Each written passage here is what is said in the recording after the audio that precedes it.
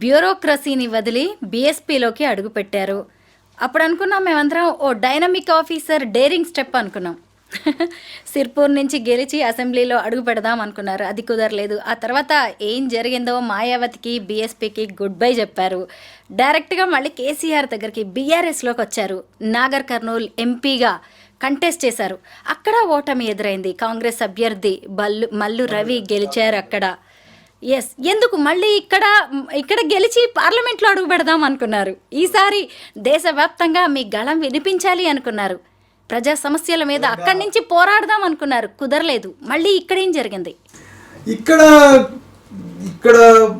చాలా బాగా పోరాడామండి. కేసీఆర్ గారు నిజంగా టు బి వెరీ హానెస్ట్ నా కోసం చాలా కష్టపడ్డారు. వారి ఆరోగ్యం బాగాలేకపోయినా, పాపం కాలు ఇరిగిన ఆపరేషన్ అయినా కూడా మరి కోలుకొని నా ఒక్కడి కోసం అందరి కోసం ప్రత్యేకించి నా మీద ఎక్కువగా దృష్టి పెట్టి ప్రవీణ్ కుమార్ మన పార్టీని అందరూ వీడిపోతున్న సమయంలో చాలామంది ఎమ్మెల్యేలు, తర్వాత చాలామంది సీనియర్ నాయకులు వాళ్ళ స్వార్థం కోసం కేసీఆర్ గారి పాలనలో ఎంతో లాభం పొంది పార్టీని అకస్మాత్తుగా స్వార్థపూరిత చింతనతోని రేవంత్ రెడ్డి పంచన చేరిన ఆ టైంలో నేను కేసీఆర్ గారి విజన్ అంటే వారికి తెలంగాణ వస్తే ఏ విధంగా ఉండాలి, తెలంగాణ నెక్స్ట్ తెలంగాణ ఏ విధంగా ఉండాలని ఒక గొప్ప విజన్ వారికి ఉంది. కాబట్టి నేను ఎలాంటి స్వార్థ చింతన లేకుండా నాకు ఒక తెలంగాణ గొప్పగా ఉండాలి, బహుజనవాదం తెలంగాణవాదం రెండు కలిస్తే చాలా బాగుంటుందని ఒక చక్కటి ఆలోచనతోనే నేను బీఆర్ఎస్ పార్టీలో చేరిన. నా కోసం చాలా కష్టపడ్డ పార్టీ కూడా, ఏ మాట కామాట చెప్పాలి.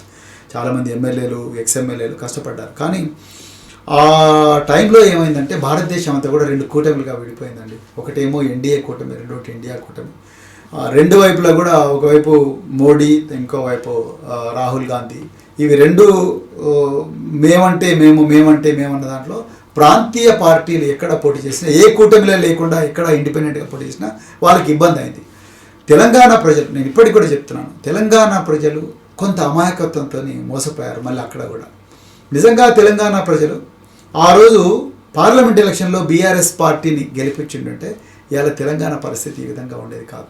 మళ్ళీ చెప్తున్నా, తెలంగాణ ప్రజలు తమ కళ్ళ ముందర ఒకసారి 2023లో కాంగ్రెస్ పార్టీకి ఓటేసి మళ్ళీ మోసపోయారు. 6 గ్యారంటీలు అన్నారు. అమ్మో 6 గ్యారంటీలు తులం బంగారం వస్తుంది అనుకున్నారు, 4,000 రూపాయలు వస్తుంది అనుకున్నారు, 2,500 ప్రతి మహిళలకు వస్తాయి అనుకున్నారు, ఇవన్నీ వస్తాయి అనుకున్నారు. అవేవి రాలేదు ఇప్పటివరకు. అదేవిధంగా కాంగ్రెస్ పార్టీ, బీజేపీ వాళ్ళు చేసిన మోసపూరిత ప్రచారంలో మా తెలంగాణ ప్రజలు ముఖ్యం అని అనుకుంటే బాగుంటుండే.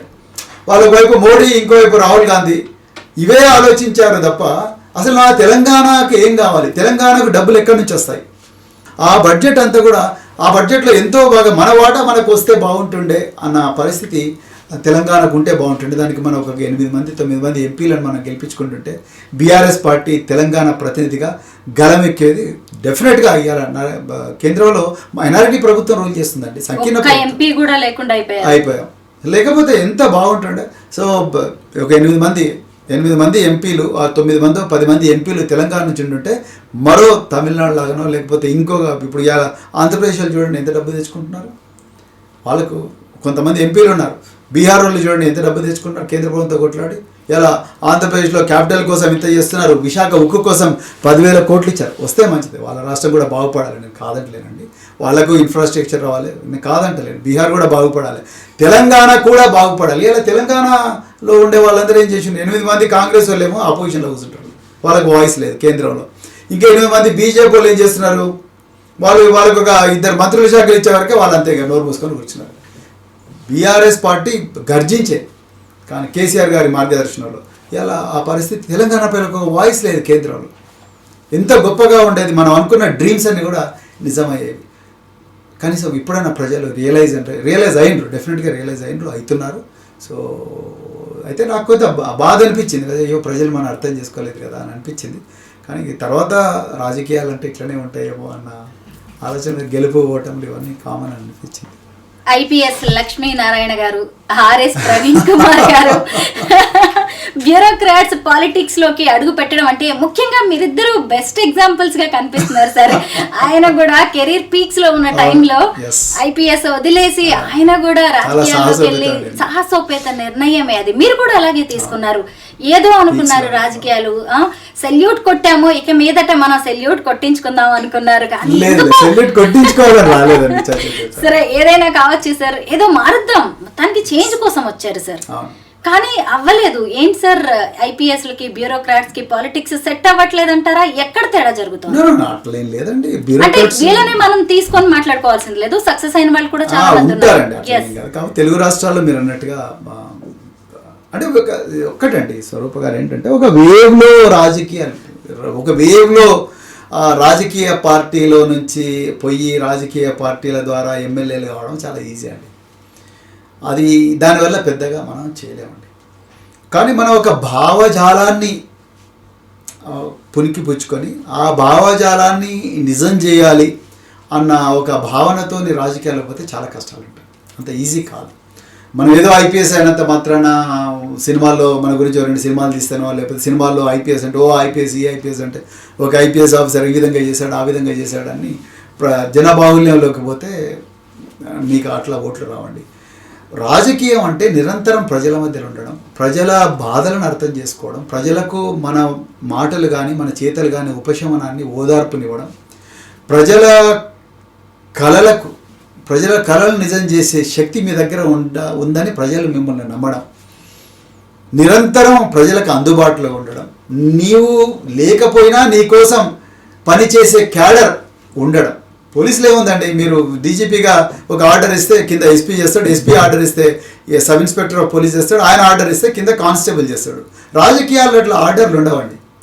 రాజకీయాల్లో నువ్వు మంచిదనంతోనే క్యాడర్ని తయారు చేసుకోవాలి. వాళ్ళు నిరంతరం క్యాడర్ను కాపాడుకుంటుండాలి, క్యాడర్ కష్టసుఖాలు అర్థం చేసుకోవాలి, క్యాడర్ను రక్షించుకోవాలి. తర్వాత క్యాడరు ప్రజల కోసం పనిచేసే విధంగా తర్ఫీదునివ్వాలి, వాటన్నిటికీ సంబంధించిన వనరులు సమకూర్చుకోవాలి. ఇవన్నీ ఐపీఎస్ ఆఫీసర్ల దగ్గర ఐఏఎస్ అవుతాయి ఎక్కడుంటాయి ఇవన్నీ? వీళ్ళు నెలకు 2 లక్షల 2.5 లక్షల జీతం తీసుకునేటోళ్ళు రేపు రిటైర్ అయిన వెంటనే మీ దగ్గర ఏముంటుంది? ₹1,00,000 పెన్షన్ వస్తుంది, 2 లక్షలు 80,000 90,000 పెన్షన్ వస్తుంది. ఆ పెన్షన్తోనే బతకాలి. ఎవరన్నా అవినీతికి చిరునామైన వాళ్ళు ఎవరన్నా ఒక 100 కోట్ల రూపాయలు చేసుకుంటే వాళ్ళకు కూడా అంత ఈజీ కాదంట నేను. సో నేను ఏమంటానంటే రాజకీయాలు చాలా డిఫరెంట్. దాంట్లో డెఫినెట్గా ప్రస్థానం ఒక్క రోజులో మీరు పోయి సక్సెస్ కావడం అనేది నేను వేవ్లో అయితేనే సాధ్యమవుతుంది. ఒక పెద్ద వేవ్ నడుస్తుంది. ఇంతకుముందు 2014లో బీఆర్ఎస్ పార్టీ వేవ్ వచ్చింది, 2019లో బీఆర్ఎస్ పార్టీ వేవ్ వచ్చింది, 2023లో కాంగ్రెస్ పార్టీ ఆ వేవ్ తీసుకురాగలిగింది. సో ఆ వేవ్లో ఎవరైనా పెద్ద సునామీ వస్తుంటో పెద్ద పెద్ద పడవలైనా చిన్న చిన్న పడవలైనా ఎట్లా తేలుతాయో అట్లా కొంతమంది పోతారు. కానీ ఐఏఎస్ ఐపీఎస్ ఆఫీసర్లు ఆ మార్కు రాజకీయం అయితే అంత వాళ్ళ ఓన్ మార్క్ రాజకీయం చేయాలంటే మాత్రం కొంచెం కష్టపడాలి. ఆంధ్రప్రదేశ్లో కూడా విజయ్ కుమార్ అని ఒక ఐఏఎస్ ఆఫీసర్ పెట్టుకున్నాడు. జేడీ లక్ష్మీనారాయణ గారు నవభారత్ పార్టీ అని వారు పెట్టారు. తర్వాత జయప్రకాష్ నారాయణ గారు లోక్సత్తా పార్టీ పెట్టారు. నేను ఏ పార్టీ పెట్టేంత శక్తి నాకు లేదు కాబట్టి నేను బహుజన్ సమాజ్ పార్టీలో చేరడం జరిగింది. అయితే దీనికి ఒక ప్రస్థానం ఉంటుంది. ఆ ప్రస్థానం అనేది కంపల్సరీ ఒక 5-10 సంవత్సరాలు గ్రౌండ్ మీద కష్టపడి ప్రజలు నిన్ను ఓన్ చేసుకునే దాకా కష్టపడాలి, తప్పదు. అందుకని అప్పటి వరకు వచ్చే ఓటమిలన్నింటినీ కూడా ఒక అనుభూతులుగా తీసుకోవాలి, తర్వాత ఒక గుణపాఠాలుగానే తీసుకోవాలని తప్ప కుంగిపోకూడదు. నేను ఎప్పుడు కూడా కుంగిపోలేదు. ఐపీఎస్ ఆఫీసర్గా సక్సెస్ని చూసిన మీరు ఒక పొలిటీషియన్గా ఫెయిల్యూర్స్నే ఎదుర్కోవాల్సి వస్తూ ఉంది. ఏకంగా మీ పార్టీ కూడా అధికారంలో లేకుండా పోయింది, కాంగ్రెస్ వచ్చేసింది. ఎలా ఉంది కాంగ్రెస్ ఏడాది పాలన? ఈరోజు మీరు వాళ్ళ ఇండియన్ నేషనల్ కాంగ్రెస్ తెలంగాణ వాళ్ళ అఫీషియల్ ట్విట్టర్ హ్యాండిల్లో వాళ్ళు ఒక పోల్ పెట్టారు. ఆ పోల్లో వాళ్ళు అడిగిన ప్రశ్నలు 2. ఒకటి, మీకు తెలంగాణలో ఎలాంటి పాలన కావాలి? ఏ, ఫామ్ హౌస్ పాలన, బి, ప్రజల వద్దకు పాలన. మీరు సర్ప్రైజ్ అవుతారు. 35% మంది, దాదాపు 70,000 మందో 60,000 మందో ఓట్లు వేసినట్టుంది. 35% మంది ఏమో ప్రజల వద్దకు పాలన అన్నారు, 65% మంది ఫామ్ హౌస్ పాలన అన్నారు. మీకు అర్థమైంటది. ఇప్పటికే ఓట్లేసిన దాంట్లో మీ బీఆర్ఎస్ వాళ్ళు ఎక్కువ ఉన్నారేమో. లేదండి, అది కాంగ్రెస్ హ్యాండిల్ అండి. కాంగ్రెస్ హ్యాండిల్లో బీఆర్ఎస్ వాళ్ళు ముందు స్పందించాల్సింది కాంగ్రెస్ వాళ్ళు కదా, వాళ్ళ హ్యాండిల్. మాకు అది చేయడానికి టైం పడుతుంది. మేమెవరం కాంగ్రెస్ హ్యాండిల్ని ఫాలో కావండి. అంటే ఫాలో చూడడానికి చూస్తామేమో కానీ కాంగ్రెస్ హ్యాండిల్ని ఫాలో అయ్యేది కాంగ్రెస్ ఫాలోయర్స్. కాంగ్రెస్ వాళ్ళే కాంగ్రెస్ పాలనతో విస్తుపోయి ఉన్నారు. అమ్మా ఇంకెప్పుడు పోతుందిరా బాబు ఈ రేవంత్ రెడ్డి రౌడీల పాలన అన్న కాడికి వచ్చిండ్రు కాంగ్రెస్ వాళ్ళు. ఇక బీఆర్ఎస్ సంగతి తర్వాత, తెలంగాణ ప్రజల సంగతి తర్వాత, ముందు కాంగ్రెస్ వాళ్ళే ఆ ప్రభుత్వాన్ని కింద దించేయాలని చూస్తూ ఉన్నారు. మీరు చూస్తున్నారు గాంధీ భవన్లో రోజు బాక్సింగే, రోజు కొట్టుకుంటున్నారు. అలాంటి పరిస్థితిలో మీరు తెలంగాణ ఉందంటే ఏడాది పాలన అనేది ఒక పీడకల. వాస్తవం బాధ అనిపిస్తుంది. ఒక దశాబ్దం పాటు వెనక్కి పోయింది తెలంగాణ. ఒకప్పుడు ఒక వెలుగు పొందిన తెలంగాణ, వెలిగిన తెలంగాణ ఇవాళ ఎన్నో బాధలకు, ఎన్నో ఘోరాలకు, ఎన్నో ప్రతీకారాలకు, ఎన్నో దాడులకు చిరునామా అయిపోయింది. కుంభకోణాలకు చిరునామా అయిపోయింది. ఇక అది తలుచుకుంటేనే బాధ అనిపిస్తుంది. అంటే ఒక చాలా జాగ్రత్తగా ఒక మంచిగా కట్టిన ఒక బిల్డింగు మన కళ్ళ ముందర కూలిపోతే ఎట్లుంటుందో అట్లా మారిపోయిందండి. సో అది తెలంగాణ పరిస్థితి. మరి ప్రజలే నిర్ణయించుకోవాలి. ఇప్పుడు బాధపడుతున్నారు ప్రజలు. అందుకొరకే ఇలా మీరు చూస్తే వాళ్ళకి ఒక 3-4 గంటల లోపలనే వాళ్ళకి అర్థమైపోయింది పరిస్థితి. ఎంఆర్పిఎస్ అధ్యక్షుడు పద్మశ్రీ మందకృష్ణ గారు 1,00,000 డప్పులు 1000 గొంతులు కార్యక్రమాన్ని నిర్వహిస్తున్నారు ఫిబ్రవరి 7వ తారీఖున. దీని మీద మీ అభిప్రాయం ఏంటి? ఎస్సీ ఉప వర్గీకరణ మీద మీ స్టాండ్ ఏంటి? మీ పార్టీ స్టాండ్ ఏంటి? భారత రాష్ట్ర సమితి ఒక్కటే కాదు, కాంగ్రెస్ పార్టీ, భారత రాష్ట్ర సమితి అన్ని పార్టీలు కూడా ఈ వర్గీకరణ న్యాయబద్ధమైనదే అని చెప్పి రకరకాల సందర్భాల్లో తీర్మానాలు చేసిండు. మరి ముఖ్యంగా కేసీఆర్ గారు తెలంగాణ ఉద్యమ సమయంలోనే వర్గీకరణ కావాలి, వర్గీకరణ న్యాయబద్ధమైన డిమాండే. తర్వాత తెలంగాణ వచ్చిన తర్వాత కూడా, తెలంగాణ రాకముందు మన్మోహన్ సింగ్ గారి దగ్గరికి పోయి మాకు వర్గీకరణ చేయండి అని చెప్పేసి మరి రిక్వెస్ట్ చేశారు. అదేవిధంగా తెలంగాణ వచ్చిన తర్వాత కూడా అసెంబ్లీలో వర్గీకరణ న్యాయబద్ధమైన డిమాండ్ అని చెప్పి తీర్మానం చేసి భారత ప్రభుత్వానికి కేసీఆర్ గారు పంపించారు. ఇప్పుడు సుప్రీంకోర్టు ఒక జడ్జిమెంట్ ఇచ్చింది.